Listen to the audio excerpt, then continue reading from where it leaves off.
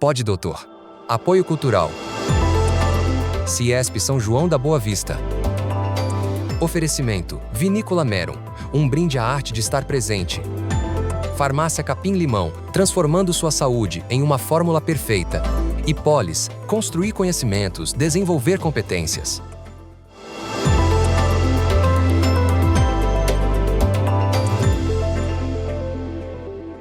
Olá, dentro do Pode Doutor, no Congresso Brasileiro de Inteligência Artificial, uma entrevista importante que vai impactar no nosso entendimento, nos desdobramentos do uso da inteligência artificial na área da medicina, e importante para o acadêmico de medicina, para o médico de maneira geral.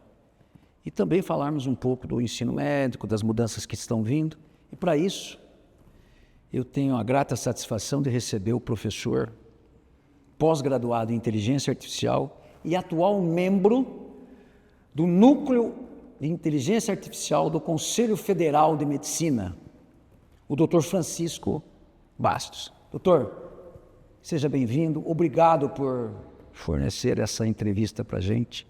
Eu gostaria que o senhor falasse um pouco de si para que o nosso público possa entender um pouco da grandeza do trabalho que nós estamos trazendo aqui nessa belíssima Poços de Caldas dentro desse congresso nacional e internacional, que tivemos uma palestra lá de Portugal agora, né? Sim. Primeiramente, agradecer a oportunidade, né, o espaço que foi aberto, né, eu já congratulei, na verdade, né, o professor idealizador desse congresso. É muito importante que a gente comece a trazer pessoas que realmente atuam na área, médicos, vamos dizer, que sejam pessoas sérias, para que a gente consiga discutir isso em alto nível, né? Eu sou Francisco Bastos, tenho formação em anestesiologia e medicina do trabalho, e hoje também tenho pós-graduação em inteligência artificial pela Start University, no Vale do Silício, e depois fiz pós-graduação em machine learning no MIT. Hoje eu trabalho basicamente como head em inovação digital de grandes operadores de saúde, e tenho algumas startups onde a gente procura trazer a inteligência artificial com qualidade para a utilização do médico, tá? Quando a gente começa a falar de regulamentação de medicina, da questão educacional na medicina hoje em dia, a gente vê uma questão muito complexa, né? Quando a gente se depara com os números, nós sabemos hoje que nós temos aproximadamente 630 mil médicos e teremos em 7 anos aproximadamente 1 milhão e 100. Né? Isso são dados que estão na demografia, né? Eu aconselho que todos os senhores leiam isso, né? Se a gente não sabe para onde vai, a gente não sabe como chegar aí, tá? Então o cenário é esse: estamos com 630 mil e chegaremos a 1 milhão e 100 em 7 a 8 anos, tá? E aí muitas vezes, por falta de estrutura das faculdades, a gente tem uma queda nesse nível de formação desses estudantes. E isso é muito preocupante, porque a gente tem, enquanto a gente tem uma queda nesse nível da formação médica, a gente tem uma aceleração do poder diagnóstico das tecnologias de inteligência artificial. E aí chega uma das grandes preocupações, né, antes da gente partir, propriamente dito, para a regulamentação, falando do ensino, porque eu acho que isso é mais importante até do que a gente falar da regulamentação, porque isso é um recado que tem que ser dado para todos os estudantes. Os estudantes de medicina, eles têm que estudar medicina, eles têm que desenvolver o pensamento crítico, eles têm que entender o que está se passando, a forma como o médico lida com o conhecimento, ele mudou. Há 40 anos atrás, o médico era provedor do conhecimento, ele era único e absoluto, só ele proferia a palavra, o paciente não tinha acesso à informação. Nos finais dos anos da década de 90 e início dos anos 2000, chegou o Dr. Google, e aí a gente passou para a segunda fase médica, que não é só o gestor, ou não é só o provedor de conhecimento, né? Ele é o gestor de conhecimento, onde o paciente já chegava com o diagnóstico do Dr. Google e você ia discutir com ele para saber o que estava melhor. E hoje nós estamos na terceira fase, que é um gestor de cuidado, que é o que eu costumo fazer muito. Eu ainda exerço a medicina do trabalho, eu tenho assistentes criados por mim, onde a minha consulta ela é sempre feita a 3. Fica eu, o paciente, e um assistente escutando a conversa e já me dando insights, diagnósticos, jogando a legislação para que eu consiga a partir do meu pensamento e senso crítico, tomar a melhor decisão. A decisão ela tem que ser tomada pelo médico e de autonomia médica. Tá? Então, assim, voltando, porque acaba sendo muita coisa. É muito importante que o médico estude a medicina, evolua nessas fases, para que ele tenha um pensamento crítico. Porque em um futuro muito próximo, para não dizer presente, não usar inteligência artificial vai acabar sendo antiético. Porque você vai acabar não tendo condições de dar o melhor resultado para o seu paciente. Né? O conteúdo médico global que dobrava a cada 3, 4 anos, hoje dobra a cada 3 meses. Então é impossível uma pessoa conseguir se atualizar nisso daí. A gente precisa de ferramentas de auxílio, porém precisamos que os médicos estudem medicina e tenham a capacidade de discernir a questão dessas informações. A máquina ela pode errar, a máquina ela não lidera, a máquina ela não humaniza, a máquina ela não se conecta. Se a gente não partir para esse princípio de olhar no olho do paciente, de se conectar com o paciente, da gente ser mais humano realmente, a gente vai acabar perdendo, né? Porque a gente não tem condições de competir contra o robô, contra a máquina. Esse discurso de ficar dizendo a inteligência artificial não vai pegar, isso não vai acontecer. Pessoal, já aconteceu, já acontece. E ela já é superior à nossa capacidade diagnóstica pura em vários estudos. Qual é a grande diferença? É que a pessoa, o ser humano, quando vem procurar uma ajuda, um auxílio, vai muito mais do que o diagnóstico. Há 40 anos atrás, a questão técnica ela era soberana e muito soberana. Hoje não é mais. A questão técnica ela continua tendo seu nível de soberania no ato médico, só que hoje o conhecimento técnico, se ele não vier envolvido de todo um contexto de humanização, de você saber conversar com o paciente, entender o que está acontecendo, entender a dor do próximo, ele perde. Porque uma máquina ela vai lhe dizer a resposta muito provavelmente melhor do que você. Então, cabe a nós estudarmos, nos atualizarmos e saber até que ponto a gente consegue entender o que essa máquina está dizendo e o que o paciente está dizendo. Porque da mesma forma que a tecnologia chega para a gente, ela chega para o paciente. Hoje, o paciente mais difícil de você consultar são os pacientes que têm domínio de inteligência artificial. Porque eles conseguem, por exemplo, chegar com informações acuradíssimas. E eles chegam no seu consultório, talvez não se veja isso com tanta frequência ainda, mas isso está chegando. Ele vai chegar com um compêndio para você. E é um compêndio atualizado, porque o robô que ele treinou lá, porque ele é especialista em AI, ele acabou de puxar o consenso que saiu do Congresso Latino-Americano de Anestesia da semana passada. E você não pode ir para o Congresso. Então você não sabe. E aí nesse congresso a medicação, eu estou puxando para anestesia porque claro, minha, que é a sua especialidade. Mas isso aplica para tudo. Tá? Sim, entendi. No congresso aqui, que teve semana passada, eles modificaram uma medicação que eu tinha que suspender antes da cirurgia. Eles aumentaram de 7 dias para 20 dias. E aí, hoje o paciente veio fazer a cirurgia comigo, eu não suspendi a medicação, porque foi atualizada a informação ontem, eu não sabia. O paciente tem uma hemorragia, ele morre. E aí, quem é o culpado? Entendeu? Eu estou desatualizado. Sabe? Nós temos um nível de questionamento muito grande. E como eu falei, o conhecimento médico, hoje ele dobra muito rapidamente.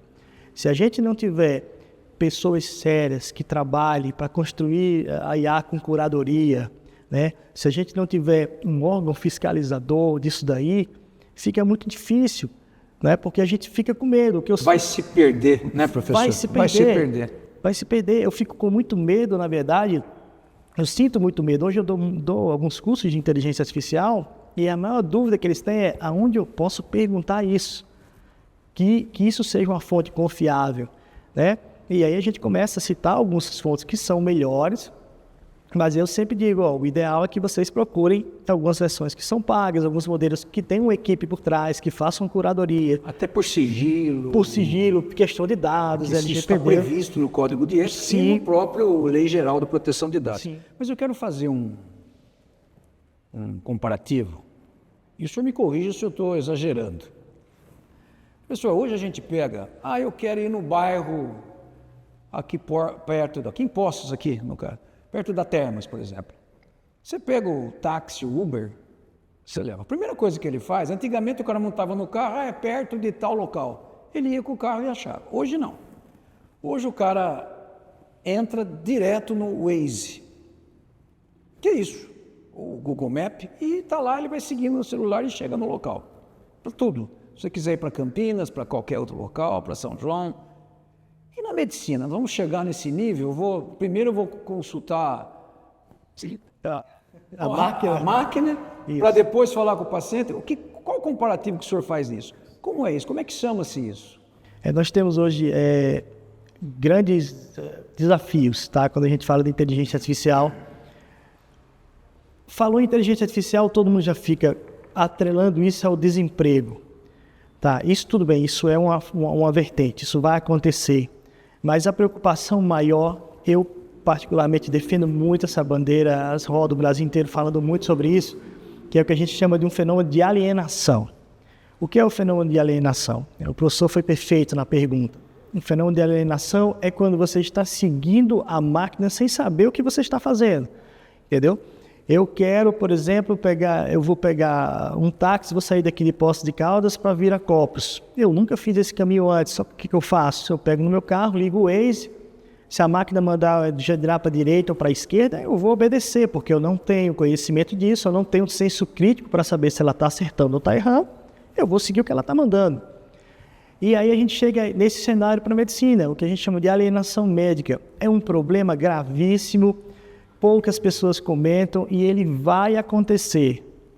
Por que ele vai acontecer? Porque a precisão das máquinas está aumentando cada vez mais, estamos chegando em 95%, 98%, daqui a pouco teremos 99,9% de acerto a nível de diagnóstico, e a formação médica vem com seu nível cada vez menor, segundo os estudos, e aí já não é uma opinião minha, né? E tem estudos falando da queda da qualidade do ensino médio.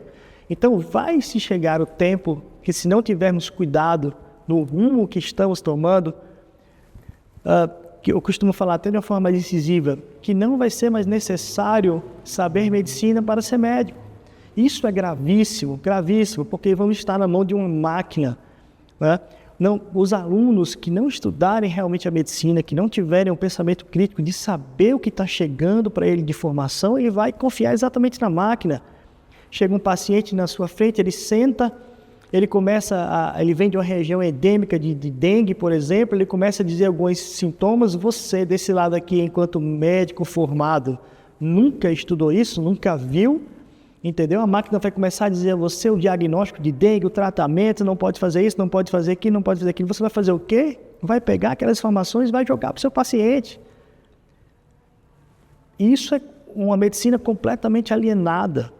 E nós estamos caminhando a passos largos para isso, né? As duas preocupações que eu tenho hoje é essa. A primeira é a alienação da medicina e a segunda é o desemprego.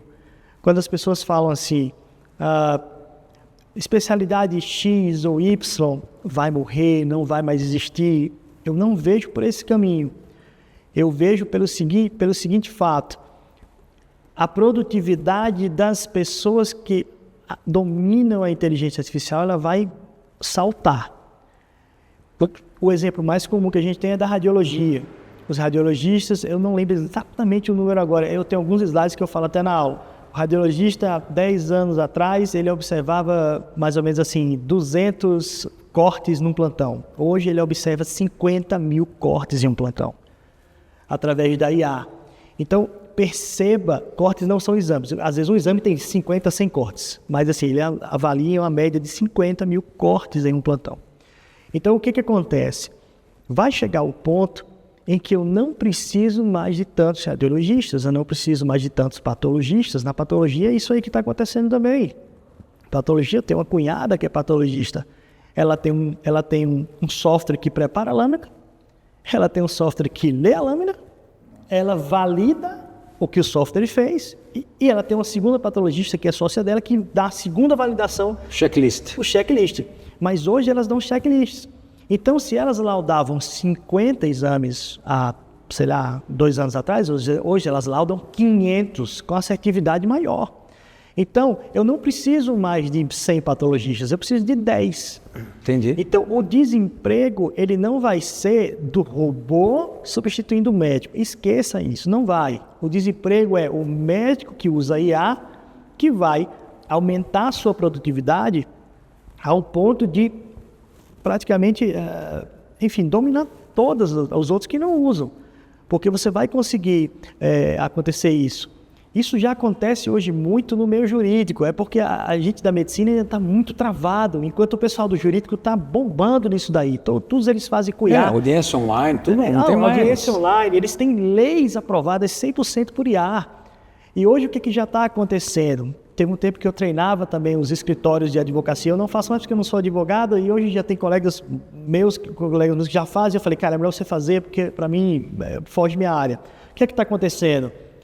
Na cidade eu tenho 50 escritórios, tá? Os 50 eu tinha um emprego, hoje já não tem mais, porque eu tenho 10 aqui que usam IA. Esses 10 aqui estão pegando toda a produtividade desses outros 40, eles estão matando tudo. E daqui a pouco eu vou ter 8, 6, 5, 4 e 1 escritório, com 10 advogados, todo mundo com IA. Mas nessa linha de pensamento, me chama a atenção o seguinte. Na verdade, não é que vai tirar o emprego do médico. Na verdade, a preocupação é o médico que não usa o IA. Exatamente. Em contraposição ao que está usando IA. Ele vai ter que correr contra isso, ele tem que fazer treinamento. Mas aí eu quero fazer um outro parênteses. Entendeu? Perfeita colocação, professor. Mas aí, o que chama a nossa atenção? Atendimento por telemedicina, que bem ou mal vai usar. São coisas distintas. Inteligência artificial é uma coisa, telemedicina é outra. Sim. Então, eu quero aproveitar a sua expertise, a sua visão futurista. Uma aula, eu estou fantasiado aqui com a sua dinâmica de colocar as coisas devidamente no lugar.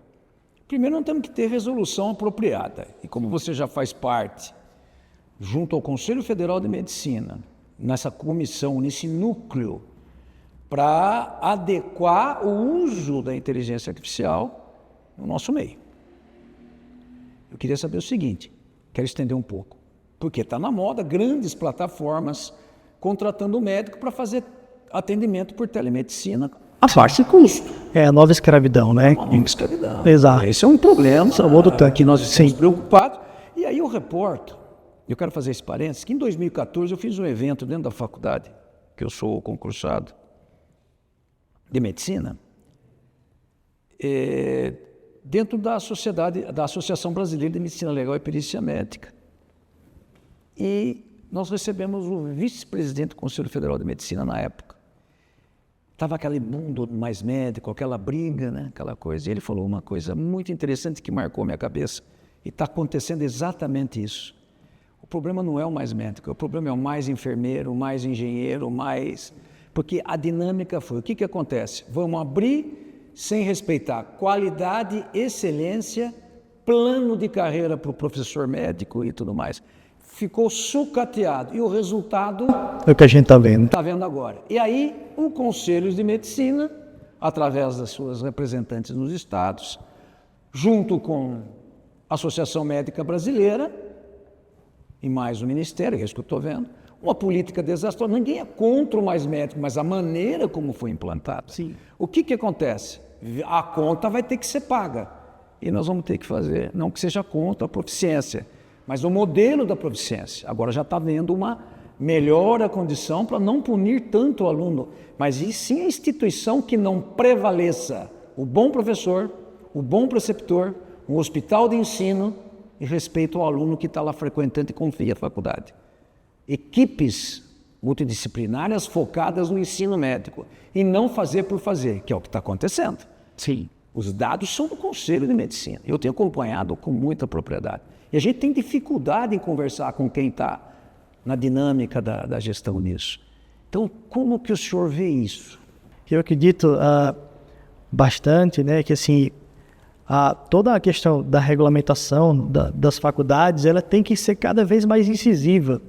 Né? E aí eu gosto sempre de comparar com o lado jurídico, porque são profissões que, apesar de não ter semelhança no ato em si, mas elas têm semelhança de resultado, são profissões de fim, né? Não são profissões de meio, são profissões de fim. Então, se com eles é aceito a regulamentação, se com eles tem um exame de proficiência, se com eles tudo funciona assim, por que a gente não funciona dessa forma, né? Nós estamos submetendo a nossa população a um médico de qualidade duvidosa, porque a gente não sabe, né? E aí são muitos questionamentos que são complexos da gente chegar, e aí não é questão de ser a favor ou contra, né? Aí a gente vai para várias coisas, a gente tem questão de cota de faculdade, que às vezes os alunos entram nas faculdades sem ter um preparo exigido para isso, ele acaba se formando um profissional de uma qualidade um pouco inferior, enfim, e isso tudo gera um ciclo, né? Se a gente não tiver as provas, né, e a gente realmente conseguir ganhar abraço para uma fiscalização mais forte nisso, e uma fiscalização, vamos dizer assim, até certo ponto punitiva nas faculdades, a gente vai realmente atingir aquele número. Esse punitivo vai acontecer, que eu ouvi dizer que notas da ENAMED de 2 e 1 terão consequências Eu acredito muito nisso, que essa punição vai acontecer. Essa área, né, de fiscalização do CFM, como foge um pouco a minha área, né, eu fui chamado no CFM mais para fazer os avanços tecnológicos, pode ser que eu me equivoque, claro, nos comentários, né? Porque hoje a função que eu desempenho no CFM é uma função puramente de regulamentação da inteligência artificial e os perigos. Mas assim, a gente acaba escutando algumas coisas nos bastidores e realmente é isso, né? De aumentar a fiscalização, de ver essa questão punitiva, a gente não sabe a que ponto está chegando e temos realmente essa preocupação muito grande desse número que vai chegar de 1 milhão, 1 milhão e 100, 1 milhão e 200. Algo precisa ser feito. Algo precisa ser feito. Não dá para ficar como está. Isso. E assim, agora também puxando um pouco para a questão da regulamentação da inteligência artificial, que eu acho que é importante a gente falar, a gente acabou pegando vários caminhos, porque o assunto realmente é extenso. É grande, é vasto. Mas a regulamentação da inteligência artificial é algo muito difícil da gente fazer.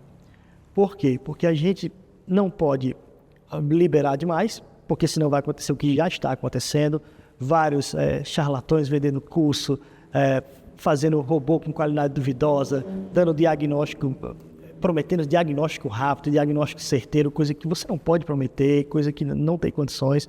Então a gente realmente tem que regulamentar toda essa implementação da inteligência artificial, porém a gente não pode proibir que as coisas sejam desenvolvidas. Isso é um questionamento muito grande que eu tenho lá. A comissão é formada por 16, 17 membros, onde nós temos opiniões bem divergentes, né? Nós temos desde pessoas bem conservadoras, tá? Que querem, vamos dizer assim, engessar um pouco mais, e tem a ala mais da esquerda, mais radical, que seria eu, que eu trabalho com isso hoje, né? Eu trabalho em uma dessas 3 especialidades médicas que estão surgindo, eu vou falar aqui rapidamente sobre elas. O CFM hoje tem 55 câmaras técnicas, ou seja, ela tem 55 especialidades médicas reconhecidas, né? E temos 3 especialidades surgindo agora com muita força, né? Que elas são o Head em Inovação Digital, o médico cientista de dados e o médico desenvolvedor de software. Essas 3 especialidades médicas, elas estão chegando com muita força no país.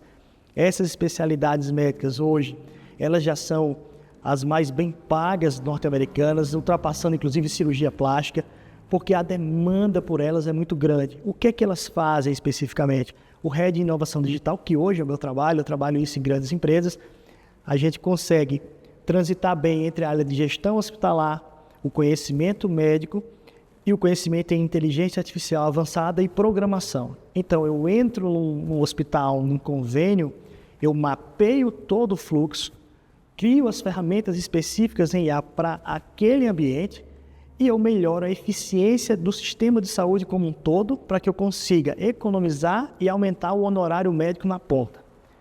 Essa é a função do Head em Inovação. As outras 2 especialidades médicas que estão surgindo, elas vão chegar, vai ter residência médica nisso muito em breve. Essa de Head em Inovação já tem a primeira do Brasil que o pessoal está começando a fazer. Enfim, por questões éticas eu não vou comentar agora, mas nós temos as outras 2, que além do Head de Inovação, nós temos o médico desenvolvedor de softwares, da qual eu também me encaixo. Eu tenho hoje alguns softwares de mercado, né? Inclusive os primeiros chatbots treinados em medicina do país foram meus, das minhas empresas. Eu tenho um chatbot em anestesiologia, eu tenho um chatbot em medicina do trabalho, eu tenho um chatbot em psiquiatria, né? O de anestesiologia eu gosto de destacar muito, porque você imagine, você está lá na dúvida do que você vai fazer, que medicação para o paciente está numa emergência, você pergunta ao robô, ele diz com precisão, você vai ali, pode perguntar ao colega do lado, entra num consenso rápido e faz a medicação. E eu estou há quase 2 anos e meio, 3 anos com esse chatbot. Hoje, graças a Deus, não tenho nenhum processo, o índice de assertividade é muito alto. Então, quando as pessoas ficam falando assim, vamos criar inteligência artificial, não vamos, não sei, porque ela pode errar, eu posso tomar processo. É só você fazer da forma correta, estude, saiba como treinar os agentes, treinar os assistentes, né? Se qualifique. Não é uma coisa fácil, como eles vendem na internet, um curso de final de semana que você vai fazer, já vai conseguir sair vendendo seus agentes, assistentes. Não funciona assim, são 3, 4 anos de muito estudo, de muita luta, para que você consiga treinar esses assistentes de uma forma correta.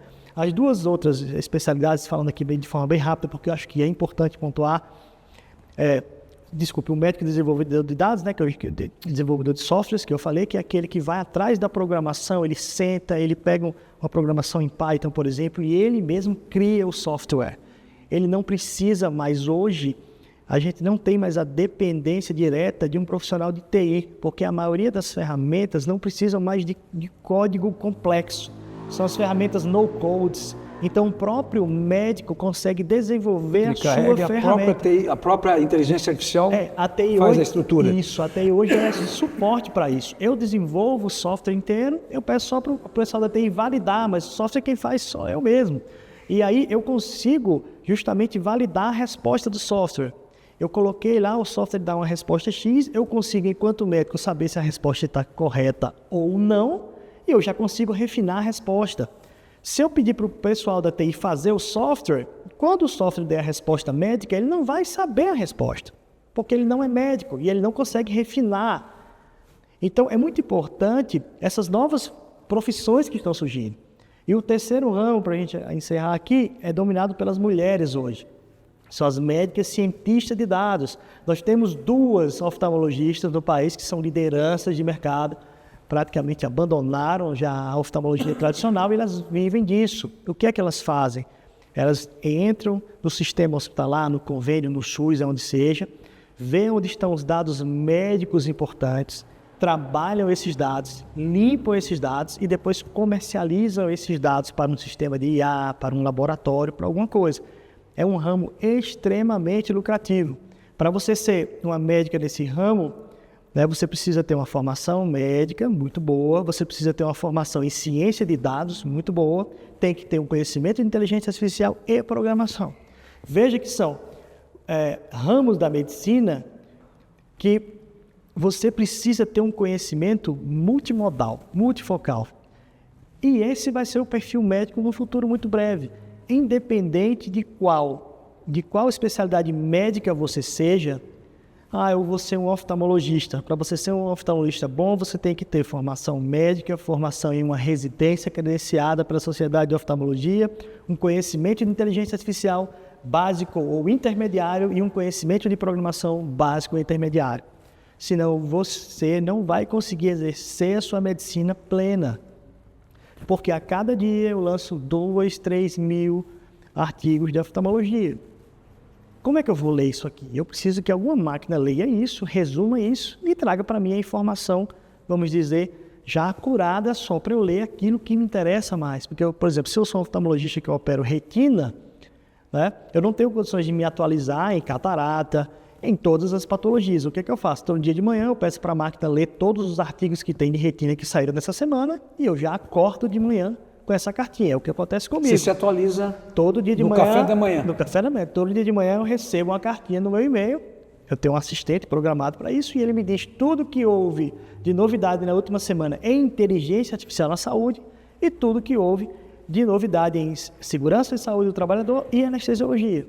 Então, eu já sento ali 15 minutos a 20 minutos de leitura, eu consigo ter um apanhado geral de todos os artigos, vamos dizer, que me interessem mais.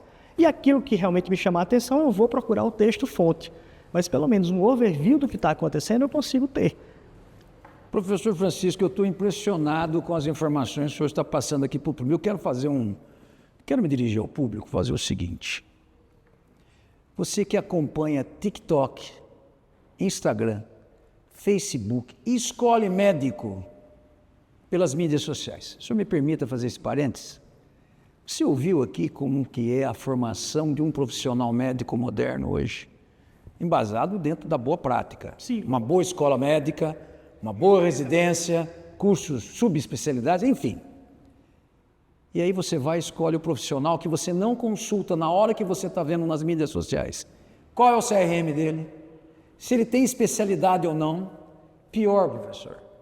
Muitas áreas da saúde fazendo área privativa do médico. Esse é o grande problema, que os problemas vão surgir e quem vai resolver é o médico especialista.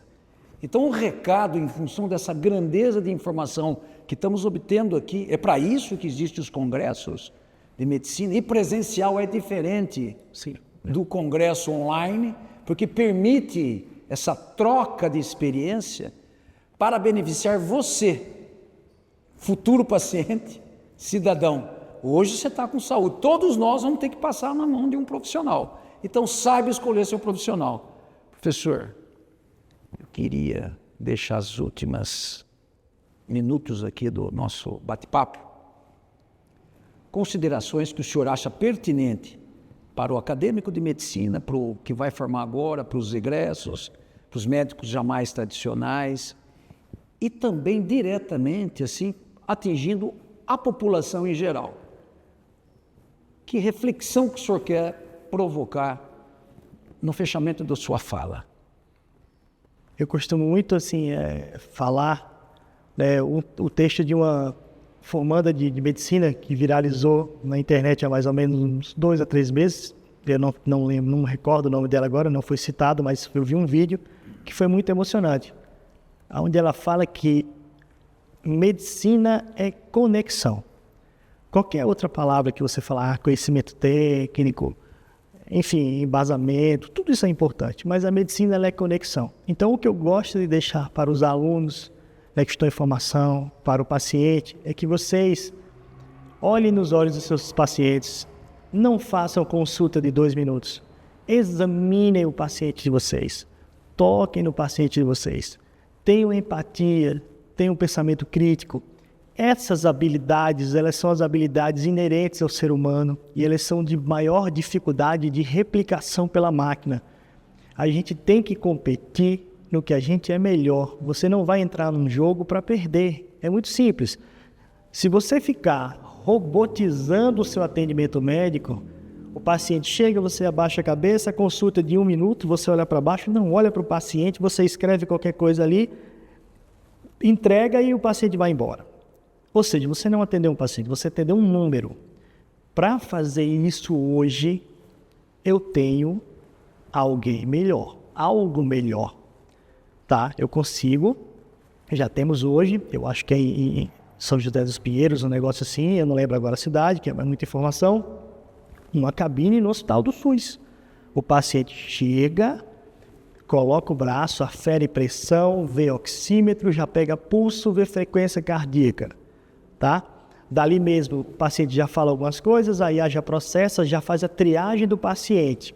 Ela já tem condições de diagnosticar e dar a medicação. Tem condição. Não é feito isso, por quê? Porque não pode. A autonomia médica, o CFM, proíbe essa prática e devemos continuar proibindo isso. O médico tem que ter autonomia do processo. Mas por que eu estou dizendo que a máquina já pode fazer? Porque ela pode fazer.